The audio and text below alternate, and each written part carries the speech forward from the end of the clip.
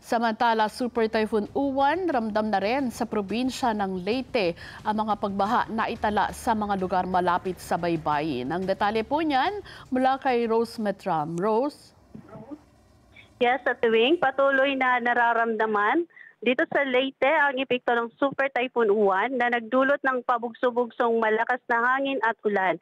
Kagabi umabot sa 2.1 meters ang high tide kasabay ng malakas na hangin, dahilan ng pagbaha sa ilang coastal areas sa Carigara, Leyte na nananatiling nasa ilalim sa Tropical Cyclone Wind Signal number 2. Ilan sa mga residente ang nagpa-rescue sa MDRRM o responders matapos pasukin ng tubig ang kanilang mga tahanan. Agad na isinigawa ang preemptive evacuation para sa kanilang kaligtasan.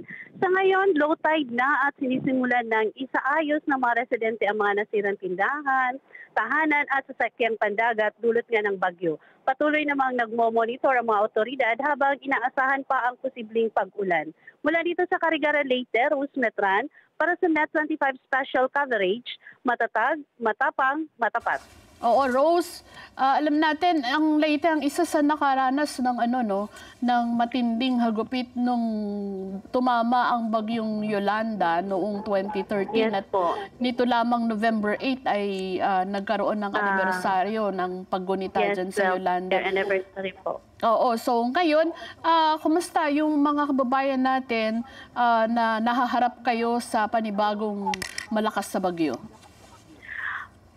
After ng Yolanda at Iweng, may natutunan kasi yung mga residente dito, yung mga kababayan natin dito sa Leyte na pag may abiso na ng bagyo, nagkukusa na po silang mag-evacuate, maghanda.